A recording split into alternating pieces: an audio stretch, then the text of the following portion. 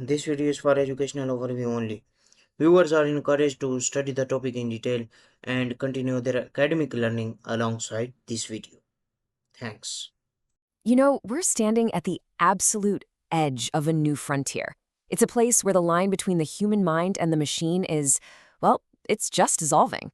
We're talking about brain-computer interfaces, or BCIs, and this technology, it promises to completely rewrite what's possible for humanity, but it also throws some of the most profound challenges we've ever faced right at our doorstep.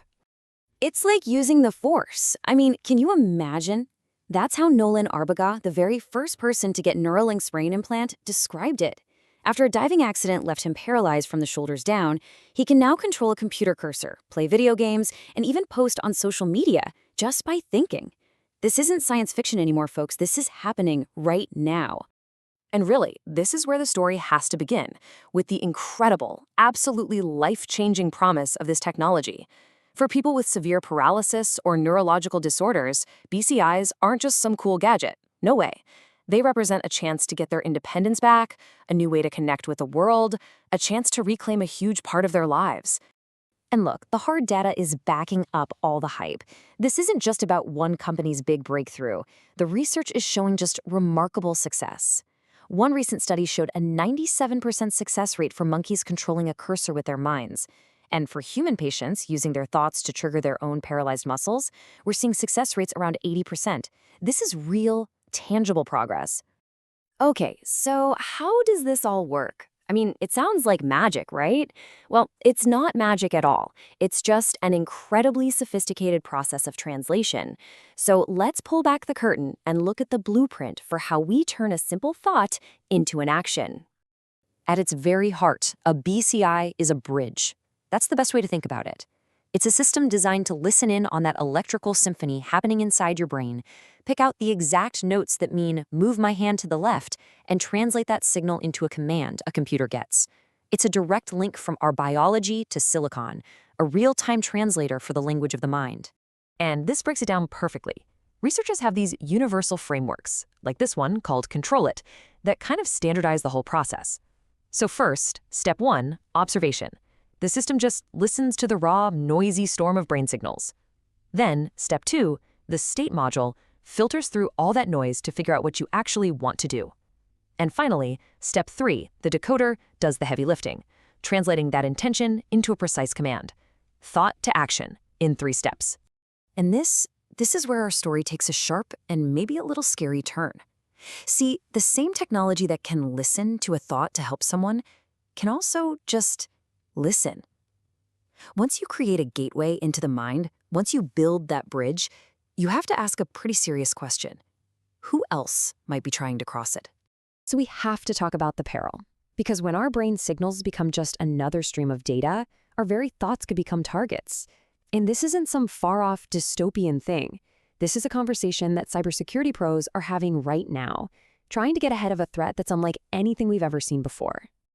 For decades, cybersecurity has been about protecting networks and servers and laptops.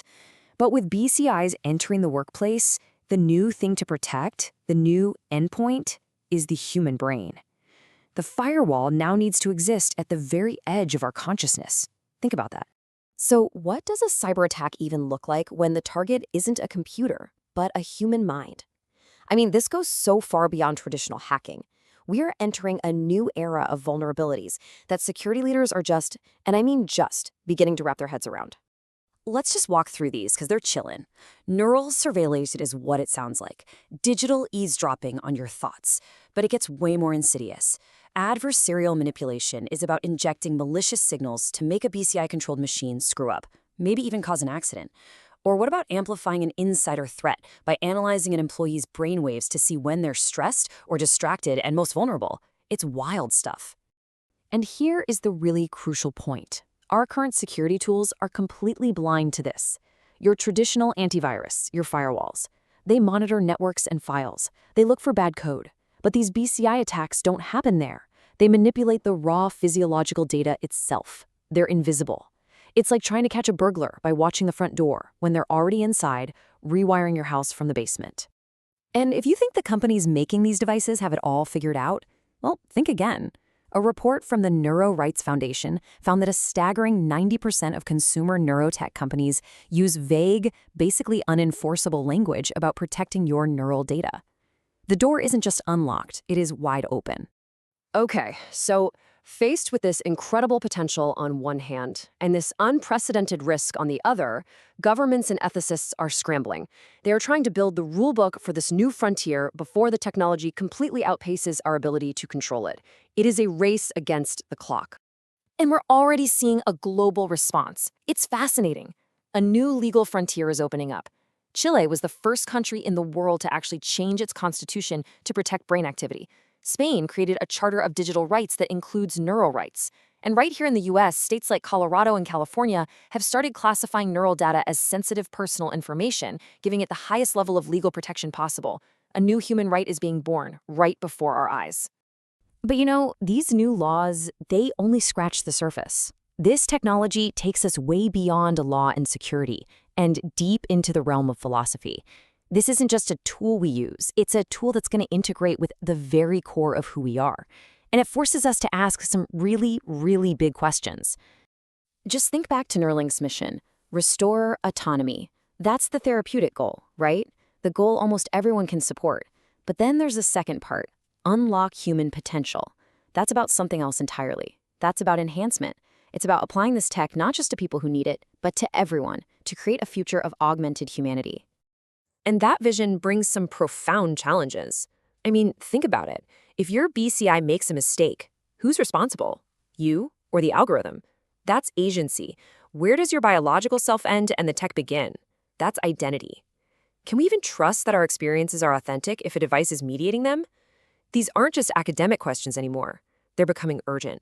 So we're left with this huge paradox, a technology that can give a paralyzed person the ability to speak again, but could also redefine privacy, security, and the very nature of what it means to be human. The promise is absolutely as immense as the peril is deep. The line between us and the machine is blurring faster than ever. And the question we all have to answer is not just where we draw that line, but who gets to draw it.